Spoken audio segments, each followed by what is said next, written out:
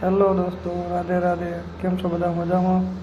તો આજે અમે બધા જઈએ છીએ હનુમાન ગાળા. તો મને એમ થયું કે આલો વિડીયો ઉતારીએ અને બધાને બતાવીએ. જો આ છે હનુમાન ગાળા જવાનો રસ્તો. આ છે જંગલ વિસ્તાર. ગેરમાં આપણે સાસણ ગીર કે ગેરમાં અમે આવી ગયા છીએ. હનુમાન ગાળા તરફ આપણે ચાલીને જઈ રહ્યા છીએ.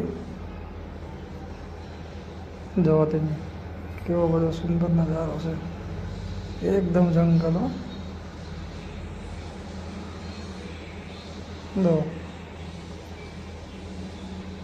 આ બધા હનુમાન ગાળે દર્શન કરીને આવી ગયેલા છે. અમારો બધા ફોટો પાડે છે બધા. મને એમ થયું કે આપણે થોડોક વિડીયો ઉતારીએ. સારે પાછું કોર જંગલ ભાઈ. આમાંથી વાઘ દીપડો કાંક આવ્યો હોય તો આપણી તો બે પડી જાય. જોવો તમે, જંગલમાં હાલીને જવાનું છે. હનુમાન ગાળા સુધી જવું હોય તો મોટા મોટા ડુંગરા છે, વળતા સારે બાજુ જંગલ હો ભાઈ.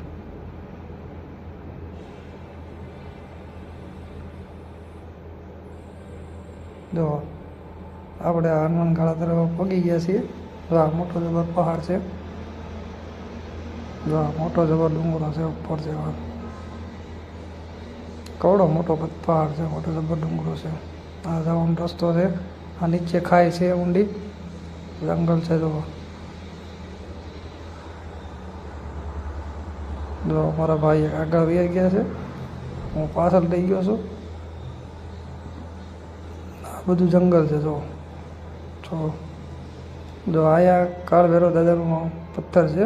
ત્યાં પડખે ઝાડવું છે કાળભૈરવ દાદાનું. આ બધા લોકોએ સિક્કા સોટાડેલા લગાડેલા છે, કોતાડેલા છે અંદર. બહુ જૂના છે. જો અંદર કોતાડેલા છે, સિક્કો નીકળે એમ જ નથી. તો આખું ઝાડું આખું ભરેલું છે સિક્કાથી.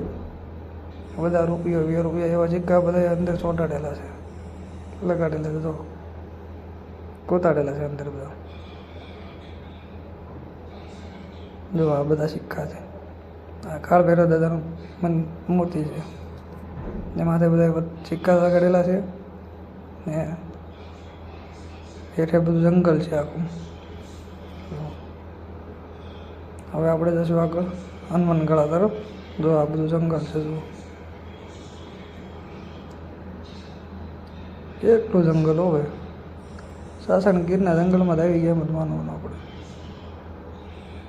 જો આ છે હનુમાન ગાળા તરફ માથે જવાનું. સામે મંદિર છે, એ હનુમાનજી મહારાજનું મંદિર છે. જો આ હનુમાનજી મહારાજનું મંદિર છે.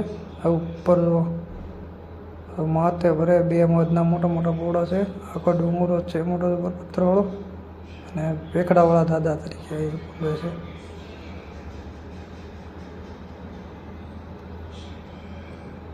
જય ભેખડાવાળા દાદા. જો આ ભગવાન છે.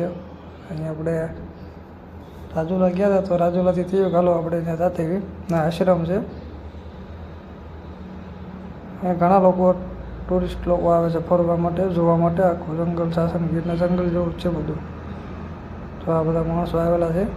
આમ બધા અલગ અલગ બેઠેલા છે. જો આ બધા આશ્રમ છે. આ બધા નીચે